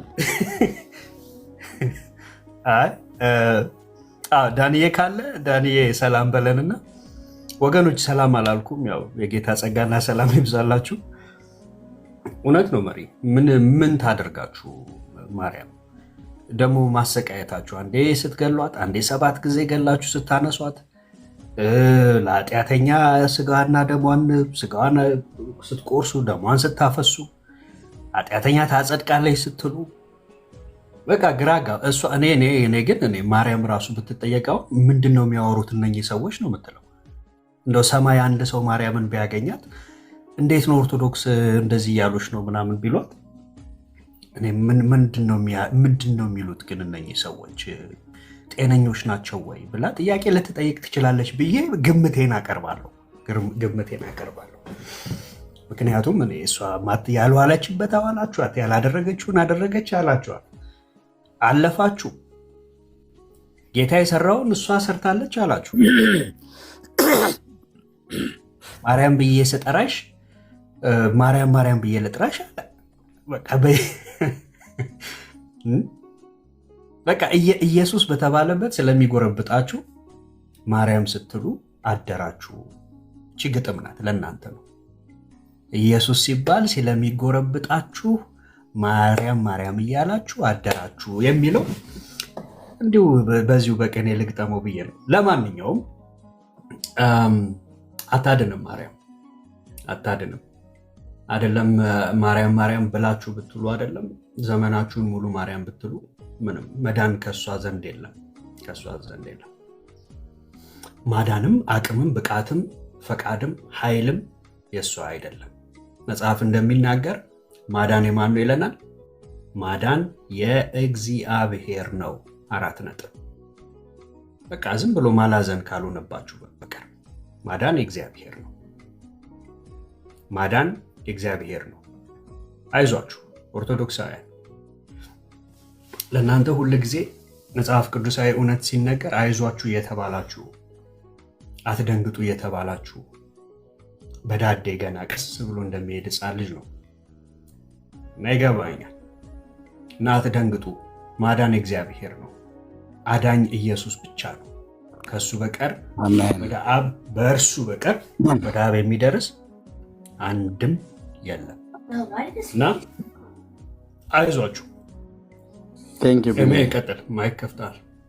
ተባረክ። ዳኒ ያለህ እንዴ? ወንድምነት ስደውልት ይመልሳል። ዳኒ ያለህ? አቤት ወንድምነት፣ እንዴት አደርክ? እግዚአብሔር ይመስገን። እንዴት አደራችሁ? ደህና ነኝ። በውስጥ እኮ ደወልኩልህ፣ ይመልሳል ስልክ ነው እንዴ? አላየሁትም ወንድምነት፣ አላየሁትም። ቤት መክፈት ትችላለህ? እሺ ልክፈት። እኔ በስጋዬ ስለደከመኝ እናንተ ጋር ሆናለሁ፣ አብሬ እዛው መቆየት እችላለሁ። ግን ስጋዬን ትንሽ ላሳርፍ ፈልጋለሁ ስለደከመኝ። እሺ ወንድምነት መክፈት ሂድና ክፈት። በሙሉ አንተ ጋር እንዞራለን በሙሉ። እሺ መምጣት የሚፈልግ እኛን ተከትሎ መምጣት ይችላል። ቤት ክፈት እና ወደዛ እንሂድ ወገኖች። ጸጋ ይብዛላችሁ። አድነው ወንድማችን እዛ ና፣ ሌሎችም ቆሞስና መርጌታ ዳጊ አይ ቲንክ ቢዚ የሆነ ይመስለኛል። ዳጊ ካለ ከሌለ ግን አውርደውና ወይ ይምጣ። ድንገት ተኝቶ ከሆነ እናስወርደው። ስራ ላይ ድንገት ሊሆን ይችላል፣ ግን ከቻለ እዛ ይመጣል። ዲኒያ ወንድምነት እዛ እንገናኝ ዳንዬ ጋር ወገኖች። ዳንዬ ቤት ይከፍታል። እዛ መምጣት የምትፈልጉ ሰዎች እዛ መገናኘት እንችላለን። አይ ሌላ ጋር ማየት እንፈልጋለን ብላችሁ ካላችሁ ሌላ ጋር መሄድ ትችላላችሁ፣ ግዴታ አይደለም። አፌን በምሳሌ ከፍታለሁ ብሎ ኢየሱስ ክርስቶስ በምሳሌ ነው የተናገራቸው። ለምሳሌ ማርቆስ ወንጌል መጽሐፍ ምዕራፍ 12 ማርቆስ 12 ላይ እንደዚህ አላቸው። በምሳሌም ይነግራቸው ጀመር። እንዴ ይሄ ምሳሌ ሲናገር ደቀ መዛሙርቱ ከስሩ የነበሩት አብርሽዬ እነ ጴጥሮስ ህዝቡ ዞር ሲል እነሱ ጠጋ ይሉና መምህር ሆይ ለምን በምሳሌ ትናገራለህ? ለምን በግልጥ አትናገርም ብለው ይሉታል። አንዳንዴ ደግሞ ይቀርቡና የምሳሌውን ትርጉም ፍታልን ብለው ይሉታል። ለምሳሌ ቆይ ቴንኪው የኔ ጌታ የኔ አባት በውስጣችን ስለምትናገረን ድምፅህን ስለምንሰማ እንደዚህ አለ። በዚያን ቀን በቤት ማነው ከቤት ወጥቶ በባህር አጠገብ ተቀመጠ። እርሱም በታንኳ ገብቶ እስኪቀመጥ ድረስ ብዙ ህዝብ ወደ እርሱ ተሰበሰቡ። ህዝቡ ሙሉ ወደ ወደቡ ቆመው ነበር። በምሳሌም ወይ ጉድ አያስብልም። ሰባኪው ጠቢብ ስለሆነ ኢየሱስ ጥበብ ነው። ራሱ ጠቢብ ብቻ አይደለም፣ ራሱ ጥበብ ነው ስለሆነ በብዙ በምሳሌም ብዙ ነገራቸው። እንዲህም አላቸው፣ እነሆ ዘሪ ዘርን ሊዘራ ወጣ። እርሱም ሲዘራ አንዳንዱ በመንገድ ዳር ወደቀ፣ ወፎችም መጥተው በሉት። ሌላውም በመሬት ላይ ወደቀ፣ በጭንጫም ላይ ወደቀ። በጥልቅ መሬት ስላልነበረ ወዲያው ደረቀ። ምሳሌ ነው ሁሉ፣ ልብ በሉ። ፀሐይም በወጣ ጊዜ ግን ጠወለገ፣ ስርም ስላልነበረው ደረቀ። ሌላም በእሾህ መካከል ወደቀ፣ በእሾህም ወጣና አነቀው። ሌላም በመልካም መሬት ላይ ወደቀ፣ አንዱም 100 አንዱም 60 አንዱም 30 ፍሬን ሰጠ። የሚሰማ ጆሮ ያለው ቢኖር ይስማ አለ። ምንድን ነው እያልክ ያለው ጌታ? ምሳሌ ነው እየነገራቸው ያለው። ገብቷቸው ይሆን እንዲህ ጉዳይ? አልገባቸውም። አጠገቡ ለነበሩት ለደቀ መዛሙርቱ ራሱ አልገባቸውም። ምሳሌው መብራራት አለበት። ከዛ ደቀ መዛሙርቱም ቀርበው ስለምን በምሳሌ ትነግራቸዋለህ አሉት። እነ ጴጥሮስ ማለት ነው። ለምንድን ነው ግን በምሳሌ የምትነግራቸው? ዝም ብለህ አሰብክም እንዴ? ምሳሌ ለምን? በጣም ይቅርታ ስልክ እየተደወለልኝ ነው፣ አላቋርጥም ብዬ ነው ትምህርትን። አመሰግናለሁ። ያ የኔ ግምት ነው። ቤተክርስቲያን እንደዛ ብላ ላስተማረችኝ። እኔ ገና ተራ ምዕመን ለማወቅ ጥረት እያረኩኝ ያለው ነው። እኔ ጃጅመንት ነው ያልኩትን በቤተክርስቲያን እንዳትወስዱ። እኔ ግን ባየሁት እንትን ባልኩት ግን ጉባኤት ላይ አንድ ጥቅስ ይነሳና እሱን ያብራራሉ፣ ያስተምራሉ። ጉባኤ ባለበት ሁሉ የኔ ምስክርነት ነው። አመሰግናለሁ። እግዚአብሔር ያክብርልኝ። መረጃውን ይዤ እመጣለሁ። ችግር የለም። አመሰግናለሁ። መልካም ደቀ መዛሙርቱም ቀርበው ስለምን በምሳሌ ትነግራቸዋለህ አሉት። ኢየሱስም መልሶ እንዲህ አላቸው፣ ለእናንተ የመንግሥተ ሰማያትን ምስጢር ማወቅ ተሰጥቷቸዋል፣ ለእነርሱ ግን አልተሰጣቸውም ይላል። ምን ማለት እንደሆነ ታውቃላችሁ? እግዚአብሔር በስሙ ላመኑት የእግዚአብሔርን መንግሥት ምስጢር ማወቅን ተሰጥቷችኋል አላቸው። እንዴት መታደል እኮ ነው ወንድሜ! ለእኔም ለአንተም ለአንቸም እኮ ነው የተሰጠን። ቢገባሽ ኖሮ እህትዬ፣ ቢገባህ ኖሮ ወንድም አለም፣ ለእናንተ ግን ተሰጥቷችኋል፣ ለነሱ ግን አልተሰጣቸውም። ስለዚህ ስላልተሰጣቸው በምሳሌ ይነገራቸዋል። ላለው ይሰጠዋልና ይበዛለታል፣ ከሌላው ግን ያንስ እንኳን አንዱ ይወሰድበታል። ስለዚህ እያዩ ስለማያዩ እንዴት አይነት አማርኛ ነው? አረ ግልጽ የሆነ አማርኛ ነው። ኢየሱሴ የሚናገረው በስህተት አይናገርም፣ በስሜት አይናገርም። ተሳስቼ ነው ዳጸ ልሳን ነው አይልም። እያዩ ስለማያዩ፣ እየሰሙም ስለማይሰሙ። እንዴት እየሰሙ እንዴት አይሰሙም ይባላል? እያዩ እንዴት እንደማያዩ ይባላል? ብሌም አታደርገውም። ተናጋሪው ልዑል ነው። ተናጋሪው ደጉ መምህር ነው። ተናጋሪው ኢየሱስ ክርስቶስ ነው። ጻድቁ ጌታ ነው። የማይዋሻው ጌታ ነው። እያዩ ስለማያዩ፣ እየሰሙ ስለማይሰሙ፣ ስለማያስተውሉም በምሳሌ እነግራቸዋለሁ። አቤት ጌታ የሄደበት ርቀት!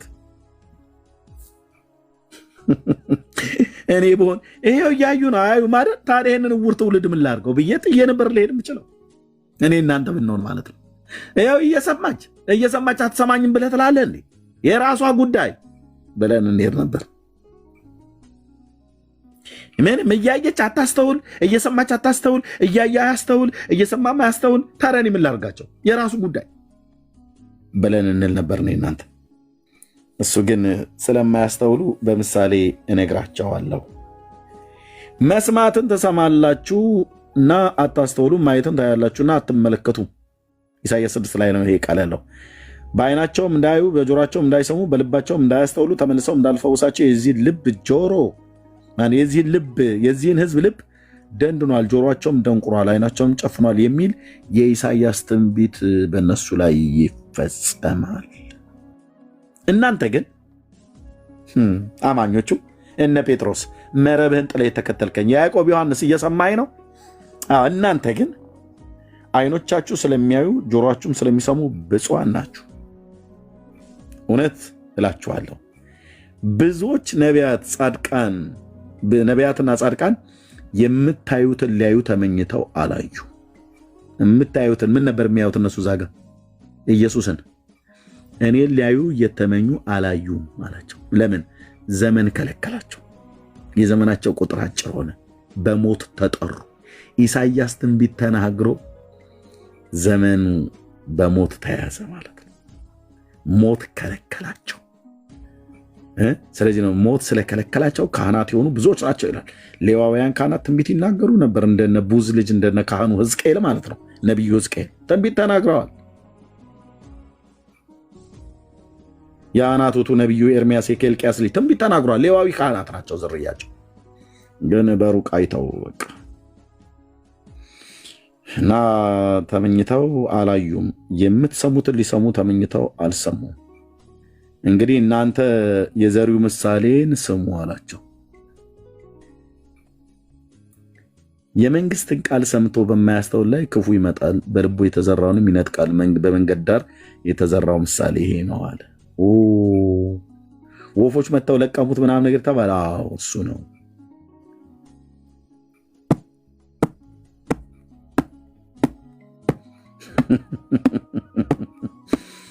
በጭንጫ ላይ የተዘራው ይህንን ቃል ሰምቶ ወዲያው በደስታ የሚቀበለው ነው።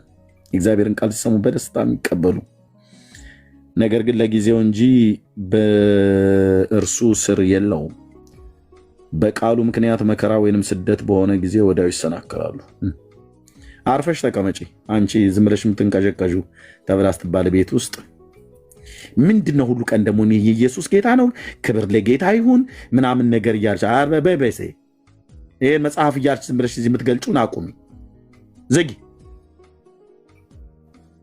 ይሄን ጥቁር መጽሐፍ ይዘሽ ዝም ብለሽ መዞር አይበቃሽም? አንቺ አይበቃ ተብሎ ሲባሉ ስለሱ የሚመጣውን መከራና ስደት ለመቀበል በትንሹ ሳሳሳል ማለት ነው።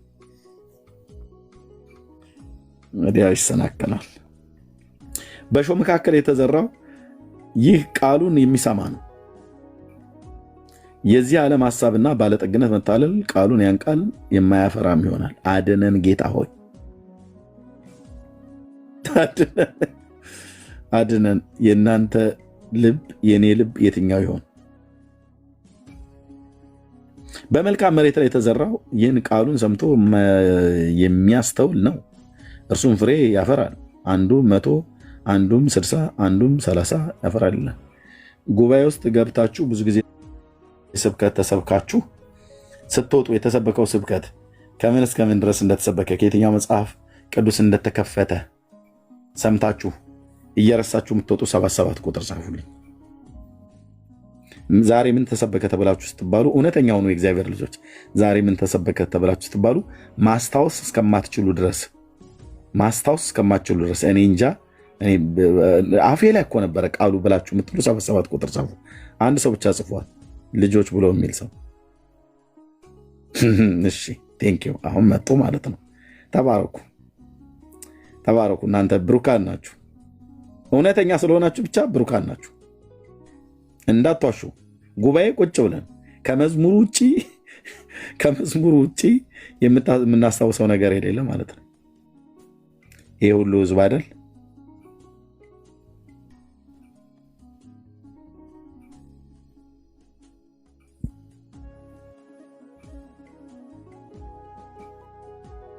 ቃሉን ሰምቶ የማያስተውል አስታውሰኝ እስቲ ምናምን ብለህ እንኳን ስትለው እስኪ ንገረን፣ ዛሬ ቸርች የተሰበከው ምን ነበረ? ማን ነበር ሰባኪው?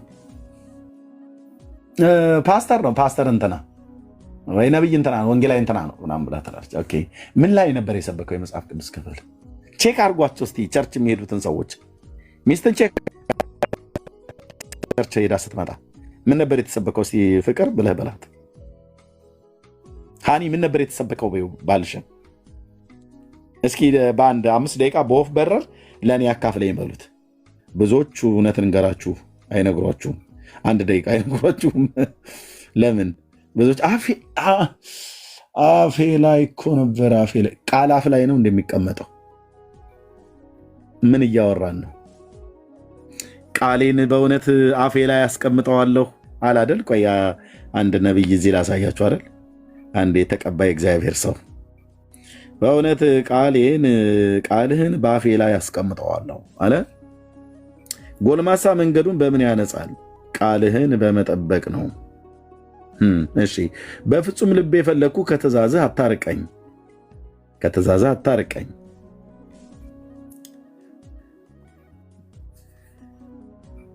ትነበባች አንተን እንዳልበድል ቃልህን በአፌ ላይ ያደረግኩት። እንደዛ ነው ነበበው።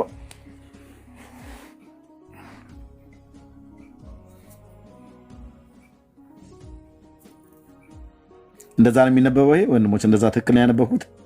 አንተን እንዳልበድል ቃልህን በአፌ ላይ ሰወርኩት።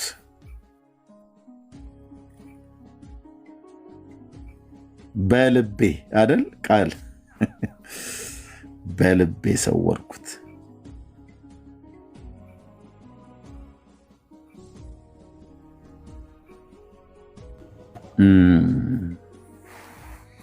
እና እንዴት ነበረ እህትዬ? እንደምን ነበር የተሰበከው? አፌ ላይ እኮ ነው ቃሉን አፉ ላይ የሚያስቀምጥ ትውልድ።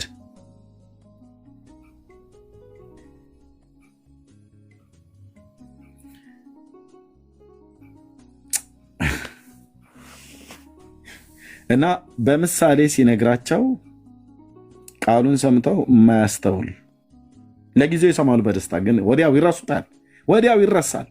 ሃሌሉያ! ጉባኤ ውስጥ ሆነን ወንበሩን እስክናነክተው ድረስ ትላል፣ ወዲያው ግን ይረሳል። ስለዚህ ምንድነው ማለት ያለባቸው ወንድሞች እናቶች?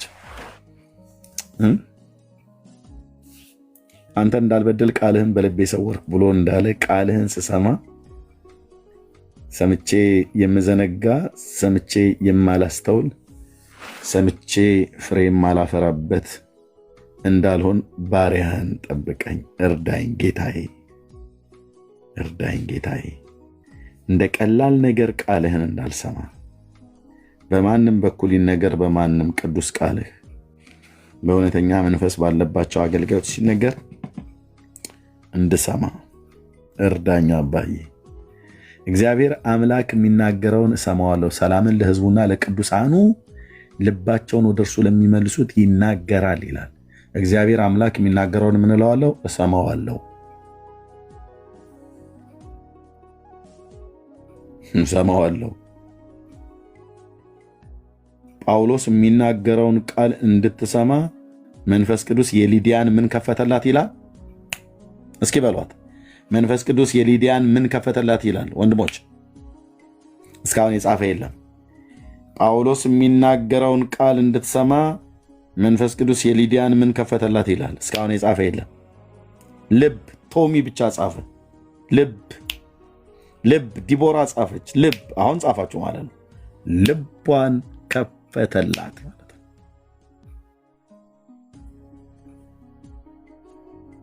ስንት ሰው ወደ እግዚአብሔር ቤት ሲሄድ ልቤን ክፈትልኝ ቃልህን እንድሰማ የሊዲያን ልብ እንደከፈትክ መጽሐፍትን እንዳስተውል አይምሯቸውን ከፈተላቸው ተብሎ እንደተጻፈ አይምሮዬና ልቦናዬ ለቃል የተከፈተ ይሆን። የሰማሁትን የምዘነጋ የሰማሁትን ማላስተውል እንዳልሆን እንዳስተውል እርዳኝ ብለን ስንቶች ጸልየን እንሄዳለን።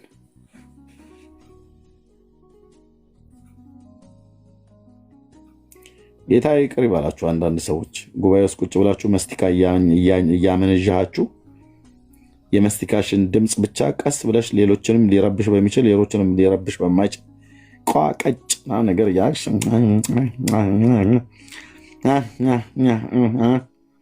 የአፋር ግመል ይመስል ዝም ብሎ ማመንዠክ ጉባኤ ውስጥ ቁጭ ብለ እኔ እውነቴን ነው የምልህ፣ እንደዛ አይነት ስንት ጊዜ እኔ ተጣልቻለሁ አልኩሽ። አውጡ ብዬ ማለት ነው ከመድረክ ላይ ቆሜ እንዴት አይነት እኮ ነገር እንደሆነ እኮ ተውኝ እህቶቼና ወንድሞቼ፣ መንፈሴን ነው የሚያበሳጩት አልኩ። በቃ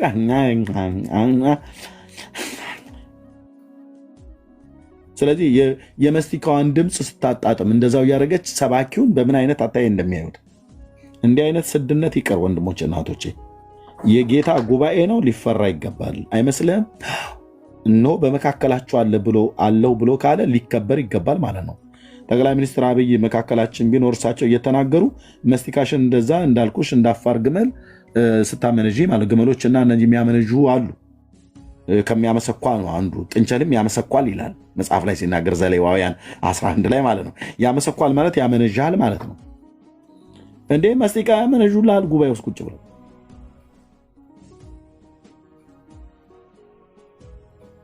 በዚህ ደግሞ ተላላፊዎቹ የአገልጋይ ሚስቶች ነን ብለው የሚሉ ነው።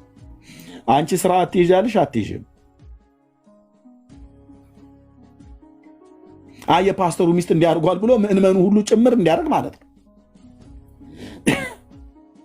አያ ከሌ ብሳና ይነቅዛሉ ብሎ እንደጠየቀው እንደኛ ሀገር ሰው ማለት ነው። ከዛፎች መካከል ብዙ ዛፎች አሉ እና ብሳና የሚባለውን ዛፍ አያ ከሌ ብሳና ይነቅዛል እንዲህ ብሎ አለው። እህንሳ ለዛፎች ሁሉ መንቀዝን ያስተማረ ማን ነው ብሎ የሚል ማለት ነው። አሁን የአገልጋይ ሚስቶች ለሌሎች በጣም ብዙ ነገር ያስተምራሉ። መስቲካ ማላመጥ ምን የሚሉት ነው? የእግዚአብሔር ቃል ይሰበካል። ሰባኪው ምን እንዳለ አንዴ ወደ ጎን ትዞራለች ታኝካለች፣ አንዴ ወደ ግራ ትዞራለች ታኝካለች። ባልፈልጋ ነው እንዳንላት የ4 ልጆች እናት ነች።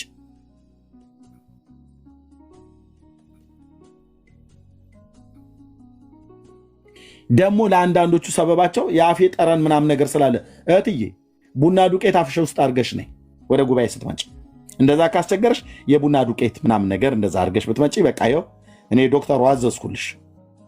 ቡናሽን ዱቄቱን በደንብ ቅመሹ። 2 ማንኪያ በሾርባ ማንኪያ ብትወስጁ ያለ ውሃ በደንብ ቀኑን ሙሉ ጤናማ፣ ሌሎችም ጭምር አይረብሽም። ያፍጠረን ያላችሁ ሰዎች ካላችሁ ማለት ነው።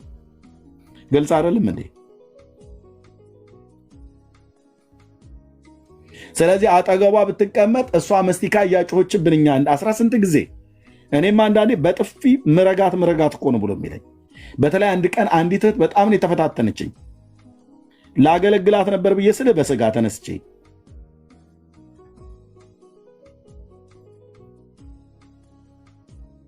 እንዴ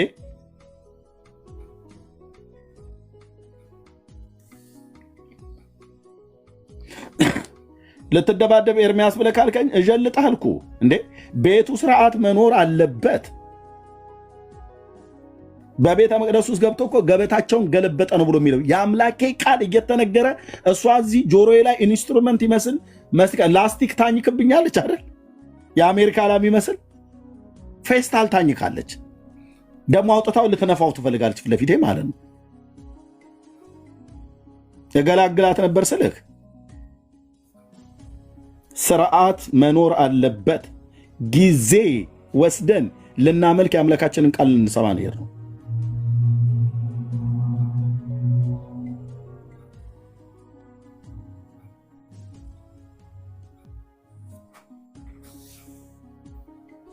ለምንድነው እዚህ የገባሁት? እንደዚህ አይነት ነገር እያደረገን የእግዚአብሔርን ቃል ለመስማት በቃ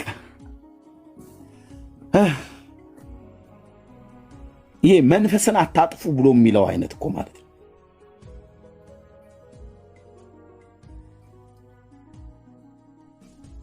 ወደ ቸርች ልትሄድ ስትል ነው ሱቅ ላይ ትሄድና ካላትም በገንዘብ ከሌላትም ሸምሱ እስኪ አንድ ጦር ትላለች።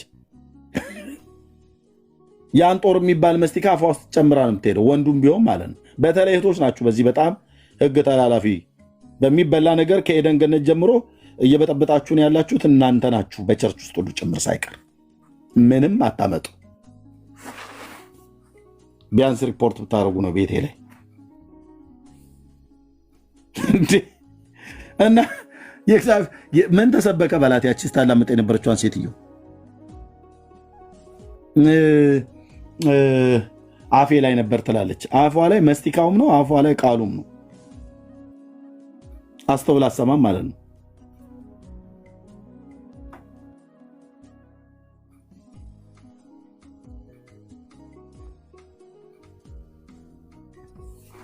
እኔማ አንድ ቀን ሀገራዊ ጦርነት ይለያል ብዬ ነበር። ቸርች ውስጥ ሀገር ቤት በነበርኩ ሳለ ፓስተሮች ሁሉ ያውቁኛል አልኩ። በእውነት እንደዚህ እኔ ይቅርታ አድርግልኝ። ይህን ቋንቋ ከተጠቀምኩት ካሳዘናችሁ በጣም ይቅርታ። እኔ እንደዚህ ዘልዛላ ክርስቲያን አልወድም። ቆፍጠን ያለ በቃ ትኖራለህ፣ ለጌታ መኖር ነው። ካልኖረ ዳርዳር ያዝ፣ ጥግ ጥግህን ያዝ። ከኖርሽ ኑሪለት። ጠቅላይ ሚኒስትር አብይ ጉባኤያችን ላይ መጥተው ንግግር ቢያደርጉ ያቺ የምታላምጠው ሴትዮ እንደዛ አታደርግም። ምናልባትም እንደዛ ብታደርግ የሀገሪቱን ጠቅላይ ሚኒስትር ክብር አልጠበቀችም ብለው ጋርዶቹ መጥተው አንጠልጥለው ወፌ ላላ ሊሰቅሏት ይችላሉ።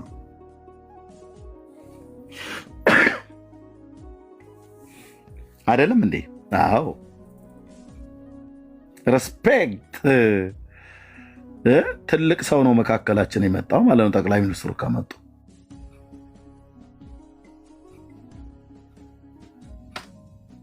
ጳጳሱ እየተናገሩ እያሉ መስቲካ ፊት ለፊት የምታኝክ ኦርቶዶክስ አይታለች? የለችም፣ አትኖርም። ያው እንደዚሁ አንዳንድ ባለጌዎች ካልሆኑ በስተቀር ማለት ነው። ታዲያ ጌታ የጳጳሱና የጠቅላይ ሚኒስትሩን ያህል የፓስተሩን ያህል አይከበርም?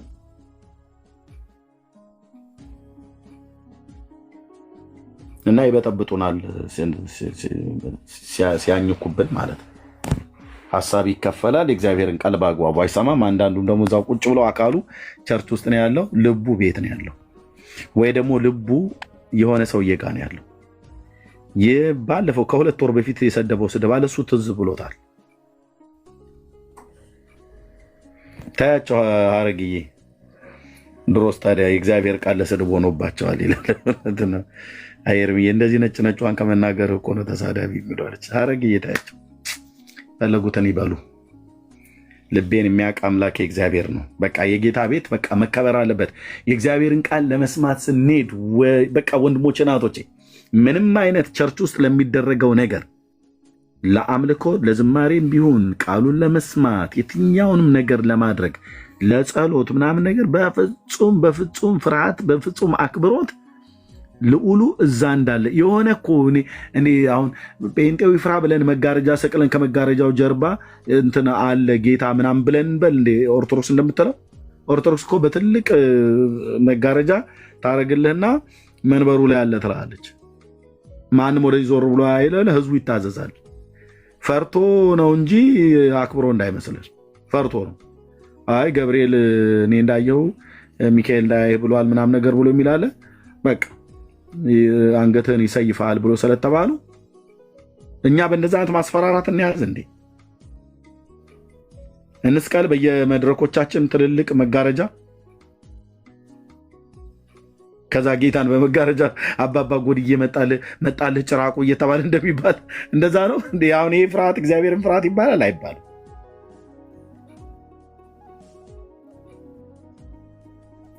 ደግሞ ያ እንደዛ ሆነን እኮ እነሆ በመካከል 2 3 ሆናችሁ በስሜ በተሰባሰቡበት በመካከላችሁ አለው ብለዋል ብሎ የሚለውን ጥቅስ ያቺው ሴትዮ ጠቅሰዋለች ወይ? ያው መስቲካ የሚያላምጠው ሰውዬ ይጠቅሰዋል ጉባኤ ውስጥ።